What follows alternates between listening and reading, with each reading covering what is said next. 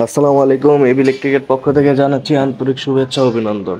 সম্মানিত গ্রাহক, আপনাদের জন্য নিয়ে আসলাম বিশাল আকৃতির বড়সড় এবং একটি হেভি ওভারলোড।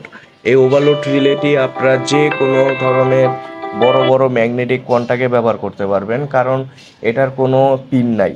এটা হলো কি আপনি স্ক্রু টাইপ ওভারলোড। এটা আমরা মূলত জেআর মডেল বলে থাকি।